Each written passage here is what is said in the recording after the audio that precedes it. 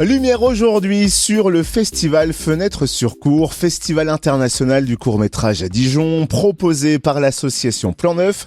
28e édition du 11 au 18 novembre dans 8 lieux culturels de la ville. Près de 4000 spectateurs sont attendus. 100 films seront présentés, oui 100 pour cette 28e édition. 19 séances sont programmées ainsi que 4 compétitions, un concours étudiant, un BD concert, des ateliers, des rencontres. Bref, on fait le point sur le programme avec Louise Fruitier, chargée de la communication et de la coordination du festival Fenêtre sur Cour. Au micro de Charlie Chevasson, notre reporter Fréquence Plus. Fenêtre sur Cour, une nouvelle édition, c'est une belle histoire qui dure. Oui, tout à fait, c'est la 28e édition cette année, avec toujours plus de spectateurs, environ 3500 qui viennent chaque année sur le festival. Donc ça grandit de plus en plus d'année en année, on est très contents et on se déploie maintenant sur 8 lieux de la métropole dijonnaise pour faire vivre cet bel événement autour du court-métrage. On peut rappeler que ça part au départ du cinéma l'Eldorado, c'est une vieille histoire. Oui, tout à fait, mais désormais nous ne sommes plus implantés au cinéma l'Eldorado. C'est dommage puisqu'on aurait bien aimé continuer, mais en tout cas on mobilise 8 acteurs de la vie culturelle dijonnaise, entre autres le cinéma Pathé, l'auditorium de l'Opéra de Dijon, la brasserie Saint-Jean-Hiver, l'Athénéum, pour ne citer que. Alors quel est le programme cette année ? Alors le programme cette année, on va retrouver les traditionnelles compétitions francophones, humour et comédie, internationales films de genre, régionales, européennes, des séances thématiques aussi bien évidemment, donc des séances jeunes publics à la Minoterie, une belle nuit de l'animation au cinéma Pathé.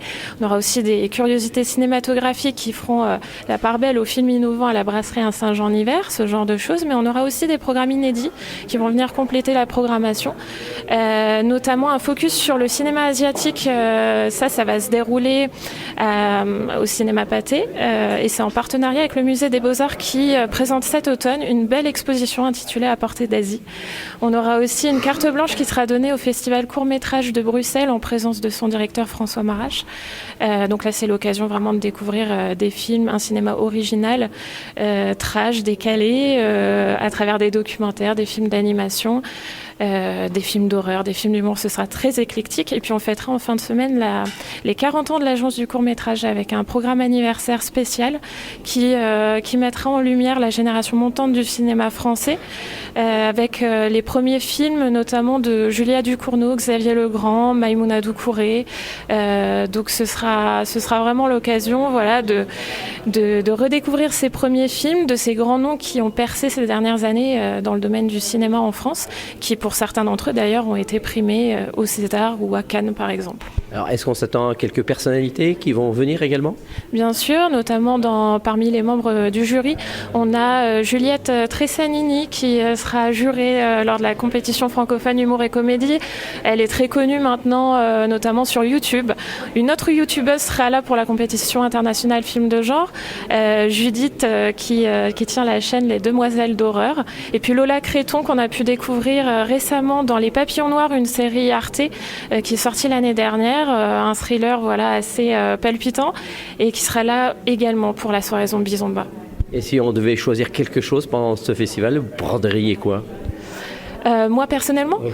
Alors moi j'avoue être très férue de la soirée Zombie Zomba, que j'aime beaucoup, non pas parce qu'elle fait peur mais parce qu'elle fait rire aussi. On a du mal à y penser parfois de prime abord, mais en réalité c'est le côté too much de cette soirée, prête à rigoler aussi.